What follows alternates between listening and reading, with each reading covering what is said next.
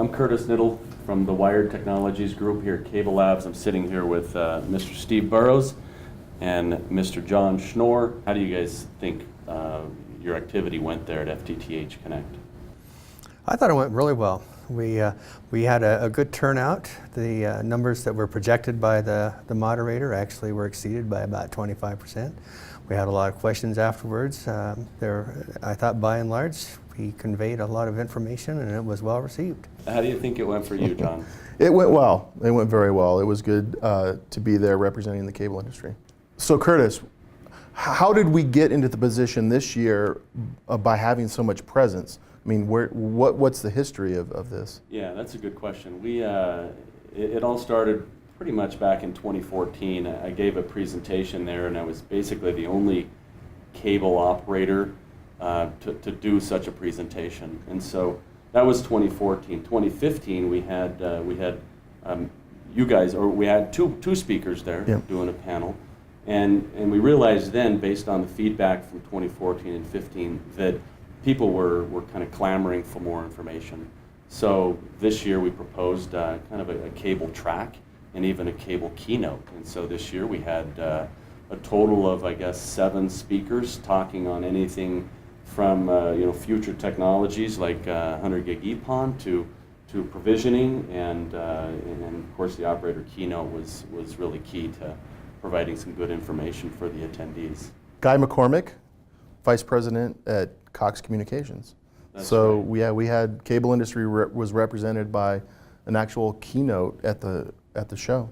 What kind of things did you talk about, Steve? Well, our panel we had 4 people on our panel, and my particular area was addressing one of the needs that comes up with deploying FTTH that isn't often thought of. It's deploying fiber is a lot more than just trenching and managing layer 2 protocols and OLTs and ONUs, but there's also some higher layer aspects that rely on the access network.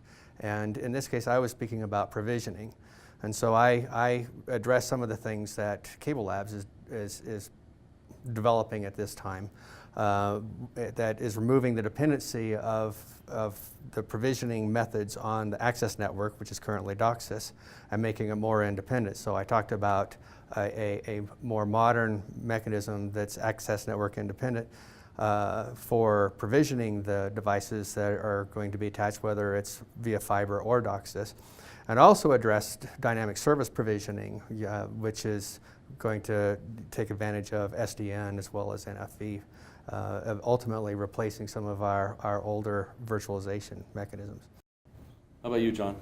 I spoke about fiber parity in cable industry, and so we're talking about phone services, internet services, and video services, and providing those services over full fiber networks and fiber to the home implementations. And so the idea is whatever we're doing in an HFC, in a cable network, a traditional cable network, we need to be able to do the same things in a all fiber network. And so I spoke about the parity between the fiber network and the HFC network, and how do we get there from a fiber perspective.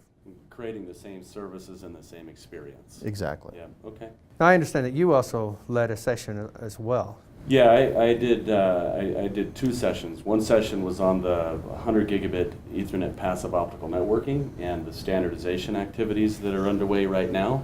And then I had another session that was operator perspectives on fiber to the home. Our motivation really was to give more exposure to the fiber to the premise, whether that's home or businesses, give more exposure to the cable industry and what's actually happening, because historically I think that show's been mostly telco and municipality, and we're now trying to ramp up some of the cable presence so that vendors and other operators and whoever is involved in the industry can actually start giving some thought to what the cable industry needs as well.